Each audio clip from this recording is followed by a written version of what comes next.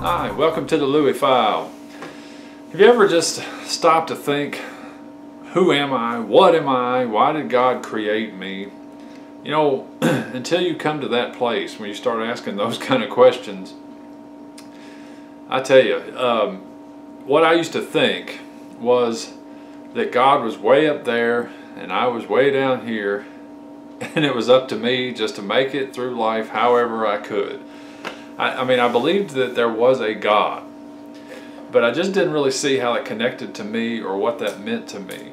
You know, and even after going to church for years and all that as a youngster, I just never really understood. And it wasn't until years later, after I'd been away from church for about 15 years, and I'd gotten into drugs and alcohol and just attempting to make money and live life to the fullest, that I understood it. And I finally had a big crash, and I started seeking answers, and I got into the Bible, and I got into church, and I found myself at an altar, and I got born again. After I got born again, my search for a meaning just ramped up even more. And like most people, I think I thought that I just had to try and be a good person, be a better person, try harder to be honest and kind, and I guess I thought that maybe in my subconscious, I thought that's what being a Christian was.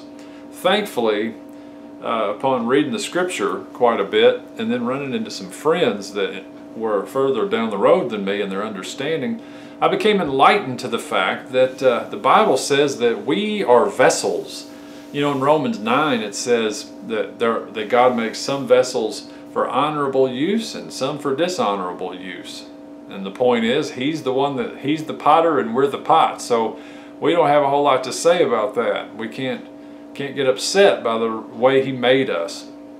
But the Apostle Paul tells us in 2 Corinthians 4, we have a treasure in an earthen vessel. Wow. And the treasure is Christ himself. You know, in Colossians, the Apostle Paul dropped a big mystery on us, and he said that his ministry was to share something that had been hidden, a mystery that had been hidden for ages, but it was now disclosed or revealed, and it was Christ in you, the hope of glory. You know, in Romans it says that all have sinned and fallen short of the glory of God, so the solution is to get the glory back, right? And the glory back is Christ in us. Amazing. And then we also learn from the Apostle Paul that we're a temple. He says, don't you know that your body is the temple of the Holy Spirit who dwells in you? I was like, no, I didn't know that. So we're a vessel and we're a temple.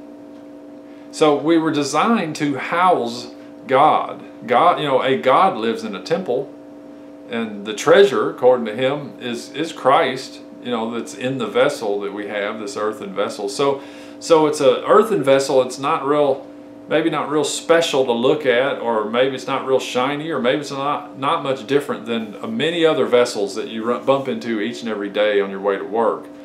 But the difference is what the vessel contains. And according to the Apostle Paul, Christ is in us, and we contain him as a treasure.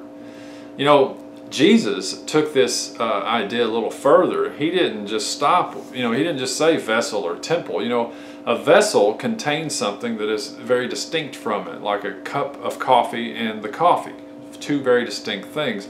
A temple is never the God that's in the temple. But Jesus, in John 15, he said, I am the vine and you are the branches. And he said, if you abide in me and me in you, then you will bear much fruit. And it's to the Father's glory that you bear fruit, fruit that remains. So he took it a step further. Whereas a cup and a temple are separate and distinct from what is within them, a vine and a branch is a little bit more one. You know, the sap comes through the vine and into the branch, and somehow through supernatural process, that sap through that vine into the branch produces fruit. And that's what God is after. He's after producing fruit, or his character. In Galatians it says the fruit of the Spirit, so it's talking about God's Spirit, God's character of love, joy, peace, patience, gentleness, kindness, goodness, self-control, right? He's wanting to produce his character through this earthen vessel.